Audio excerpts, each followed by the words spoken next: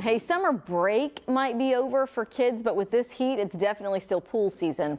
So far this summer, 14 people have drowned in Houston, and there have been 394 drowning-related hospital visits in Houston and surrounding counties since May. The great majority of the hospital visits are among kids under 17 and under. To tell us more about staying safe around pools, we're talking with Chief Medical Officer for the City of Houston, Dr. David Persse. Thanks for joining us, Dr. Persse. Hey, good morning. Thanks for having me back. Good morning. Yeah, so we're talking specifically about kids. And can you tell us, one, why they're at greater risk? And I'm curious if a lot of the deaths, if the kids don't know how to swim, or just we can also talk about the dangerous situations, even if they're swimmers. Yeah, that's a really great question. And there is a child infant mortality group that looks at every child drowning death that occurs, and it's has been going on for years. And we take a real deep dive into these, and we find that there's no one thing, right? Most common denominator for the little ones is that the parents weren't paying close attention, or some adult was not paying close attention to what was going on with the child. They may be in a pool with just one or two kids, or they may be in a pool crowded with kids. But nevertheless, if your child is in that pool, you have got to be keeping an eye on that child, not on your phone, not reading a book, not talking with your friend. You've got to be focused on your child the entire time. Other things are, some kids are, they develop at different rates. Some kids are better swimmers than others, and that doesn't seem to make a huge difference, because we've even found kids who the parents that were really pretty good swimmers, that they can get into trouble too. So it's really, if there's any one thing that you can do, it's you have got to pay attention to your child when they're in that pool. So the top safety tip, to pay attention while they're in the pool. How much would you recommend that we enrolled kids in swim lessons too, though? Yeah, so this is another really great question, because you're going to see all kinds of things on the internet about these itty bitty little babies that are in pools and they're doing all these things. There are classes that you can get for little kids from the ages of 1 to 4. They're really not swimming lessons, but they are like child safety lessons. And it's not for the child, it's for the parent and the child together. It's a training program for both of them. The American Pediatric Association, American Association of Pediatrics rather, recommends that you do those. But when it comes to real swimming lessons, that's really for kids the age of 4 and older. And again, that does not make them drowning proof, but that is when they can actually learn how to functionally swim. And so these little kids, the really little ones, those aren't swim lessons, those are child safety classes. Got it. Okay. And I mean, even talking about these smaller plastic pools that we might have in our yard when you can't make it to a big pool, I mean, there's still danger in those too, right?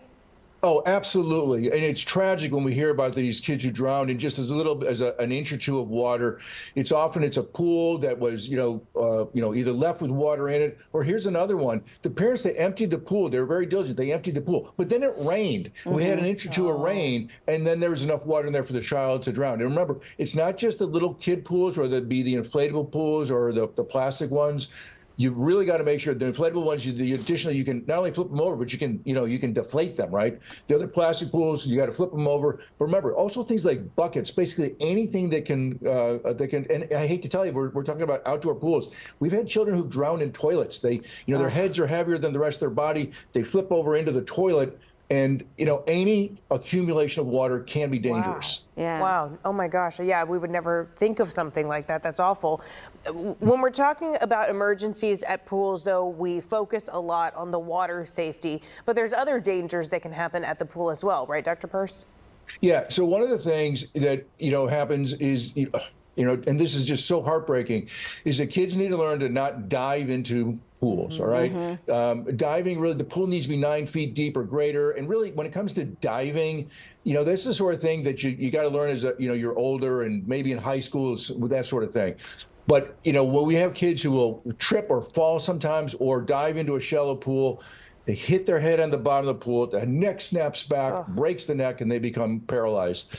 And that happens too. And it just is so heartbreaking. So one of the great things that you can teach your kids about pools is you always go in feet first. You'll walk in. If you're going to jump in, make sure it's deep enough, but never dive into a pool. Never dive into a pool, especially for the little ones. Yeah, and just watching to make sure that they're not doing any of those, or any of those behaviors that are more risky. So we get this question a lot. I mean, if you live in an apartment complex or your neighborhood swimming pool, what can people do if they've got safety concerns about their apartment complex, hotel, or neighborhood pool with an HOA? Yeah, there's another great question. So, pools, they get inspected. They should get inspected. The Houston Health Department, if you live within the city limits of Houston, any public-facing pool, we will come and inspect. All you have to do is call 311 and ask for the inspectors to come out, and maybe they've already been there, and there should be a certificate to that effect, or they'll come out and inspect the pool. Ironically, one of the things that we find, one of the biggest infractions we find with pools is the pool is not clean. And again, these are just horrible stories, but we've had cases where a child is missing, and eventually we find the child in the bottom of the pool, but nobody could see it because the water was so murky that you couldn't see the child in the bottom of the pool. And here's another important thing that reminds me, is that drowning, contrary to what you see in the movies, drowning is silent. When the child goes underwater and their mouth and their throat filled with water, they don't make any noise. Yeah. So in the movies, you see all this thrashing and splashing and yelling. That's not what happens. It's silent. Again, parents have got to focus on the child. If you're worried about the pool, call 311. There's all kinds of other safety features that pools should have. They will make sure that they're there. Okay. Easy enough to call 311. I've heard you before, Dr. Persse, say that a murky pool is not just a cleanliness problem. It's a real danger.